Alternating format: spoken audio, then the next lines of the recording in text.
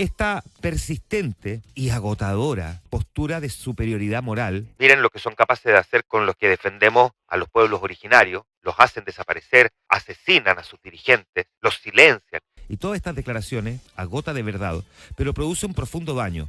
Francamente, a estas alturas debería tener algún tipo de condena. No digo penal, no digo civil, pero digo social. Se dijo en Infinita. Vamos a hablar del caso de Julia del Carmen Chuñil Catricura, esta mujer que desapareció el 8 de noviembre del 2024. Ella vivía junto a su hija, Janet Troncoso Chuñil, también junto a su yerno. Esa mañana del 8 de noviembre partió a una antigua casa que tenía, una construcción de madera que estaba en las inmediaciones de un territorio ancestral mapuche que había devenido en una toma. Esto lo cuenta un muy buen reportaje que está publicado hoy día por Nicolás Parra Tapia en el sitio de investigación periodística de la radio Bío Bío. Felicitaciones por esta investigación. Estoy citando parte del texto que escribe Nicolás. Y cuenta que allí, según reza la investigación de la Fiscalía Regional de Los Ríos, allí en esta casa ancestral o la casa que estaba en este territorio ancestral, es donde encontró su muerte aparentemente. Y que los responsables serían sus 3 hijos, según lo que al menos ha planteado el Ministerio Público: Pablo San Martín Chuñil, Javier Troncoso Chuñil y Janet. Y a ellos se suma también su yerno. Si bien hasta ahora el Ministerio Público y las policías habían guardado bastante silencio respecto de lo que ocurrió, lo que se sabe es que el parricidio ocurrió esa misma tarde, luego de que los hijos fueran increpados por la madre. Y aunque trascendidos apuntaban en que esto se habría originado por la herencia de unos terrenos que solo podrían ser ocupados al momento de la muerte de su mamá, el origen en realidad es muy distinto.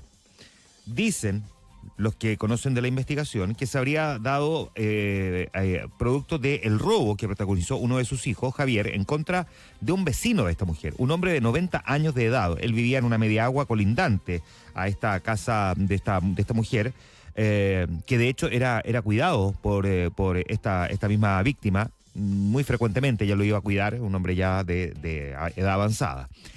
Y básicamente uno de los hijos de Julia le exigió que le entregara la plata que tenía, que era producto de una pensión, 212.000 pesos, que todos los meses cobraba por caja. Julia Chuñil sabía que este hombre tenía esa plata en efectivo todos los meses.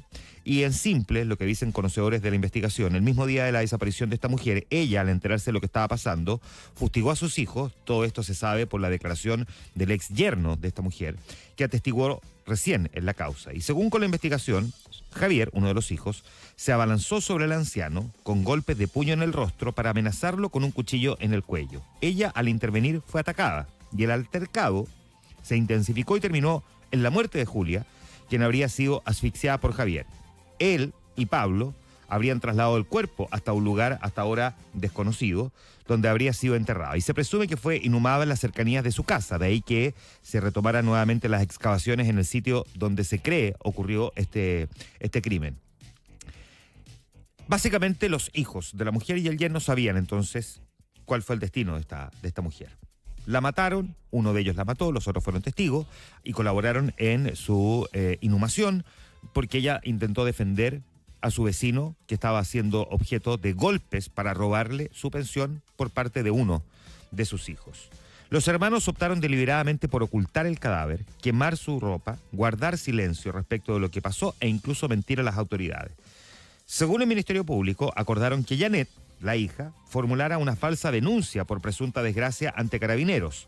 Fue presentada 2 días después, el domingo 10 de noviembre del 2024, para desviar la atención sobre otras personas. En las semanas posteriores a la denuncia de este extravío, los hijos de Julia empezaron a comportarse como herederos. Se apropiaron del patrimonio de ella, vendieron bienes de su propiedad, incluido su ganado, su carretón de bueyes, se repartieron la plata que ella tenía. Javier incluso cotizó una sepultura familiar en el Parque Los Laureles de Valdivia. Lo hizo el mismo día en que la mujer fue asesinada, o sea, 2 días antes de que se presentara la denuncia ante Carabineros. A contar del día en que interpusieron esa denuncia y con la poca información que se tenía a la fecha, empezaron a aparecer distintas teorías. La principal básicamente apuntaba respecto a que Julia Chuñil la habían asesinado por su rol, porque decían que era una muy prolífica activista medioambiental, cosa que tampoco era así. No era una activista, pero sí tenía cierta raigambre con movimientos medioambientales y también ancestrales. Después de un año de investigación, no hay ningún antecedente que sostenga esta hipótesis. Uno, porque las sospechas evidentemente se volcaron sobre sus hijos, y dos, porque no existe registro de que la víctima fuera una luchadora por los derechos ambientales. La propia fiscal regional lo refrendó en una entrevista que dio en octubre del año pasado al diario La Segunda. No existen antecedentes que permitan afirmar que ejercía una labor política o de activista organizada. Más bien se trata de una mujer dedicada a su familia y sus actividades agrícolas, con una vida propia del ámbito rural. Como sea, a partir de esto, la primera vez que se deslizó en tribunales esta conspiración activista fue al poco andar de la investigación, cuando Pablo San Martín Chuñil, uno de los hijos hoy detenidos, presentó una querella criminal y lo hizo representado por una fundación que se llama la Fundación Escazú Ahora, una ONG que nació en 2020 para promover la firma en Chile del Acuerdo de Escazú y que fue fundada por un periodista de la Universidad Católica que se llama Sebastián Benfeld, que el 2022 fue reconocido por la ONU como uno de los 6 líderes juveniles más destacados a nivel mundial. La cosa es que a través de esta querella patrocinada por esa fundación, Pablo expuso sus sospechas de que Julia había sido víctima de un secuestro o que incluso alguien atentó contra su vida, y fundamentó sus suspicacias en que su madre era una comunera mapuche que se dedicó por completo, decía él, a su conservación y preservación de la biodiversidad local propia de sus tierras junto a la cría de ganado a pequeña escala. A renglón seguido, Pablo y los abogados de esa ONG apuntaron sus dardos a el dueño original de los terrenos, y así esta historia empezó a crecer. Estoy citando parte, insisto, del reportaje de Nicolás Parra Tapia, el director de la Unidad de Investigación de Bio Chile. A estas alturas no va quedando espacio a la especulación respecto de lo que ocurrió con Julia Chuñil. A confesión de parte, relevo de pruebas, dice el famoso refrán. Lo que falta por ahora es encontrar el cuerpo, una cuestión que debería ocurrir probablemente en las próximas horas o en los próximos días, si es que los datos son precisos respecto del relato que hizo el exyerno, una de las personas que conoció entonces el destino de esta mujer. Esta historia es muy relevante por varias razones. Por el impacto propio al que provocó la desaparición de esta mujer, por cierto, por la relevancia que puede generar en términos morales, si se quiere, del comportamiento de sus hijos, en términos de no solamente haber intentado robar y golpear a un anciano de 90 años, que a todo esto, paréntesis, fue encontrado golpeado de vuelta el día miércoles en su casa, lo que significa que cuando lo fueron a interrogar, aparentemente pudo haber sido amenazado para que no contara lo que ocurrió el 8 de noviembre del 2024 y fue hallado de esta manera. O sea, la historia sigue siendo muy brutal respecto a este comportamiento y que por lo demás le agrega, ¿no? Cierro el paréntesis, aquí este componente de una digamos, una compasión básica que tuvo Julia Chuñil respecto de su vecino, a quien intentó defender de sus propios hijos y que ellos terminaron matándola.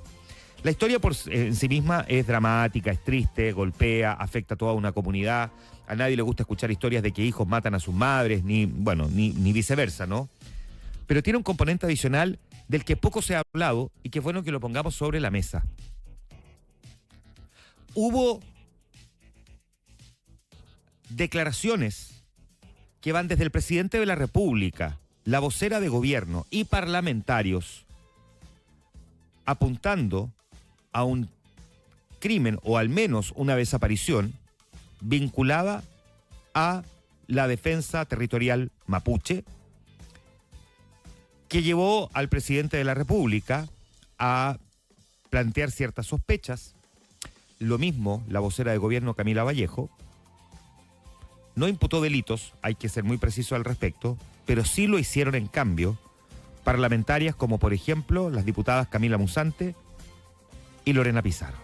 Lorena Pizarro dijo hace algunos meses que el gran empresariado forestal asesina a nuestros pueblos originarios y a nuestros defensores, refiriéndose al caso de Julia Chuñil.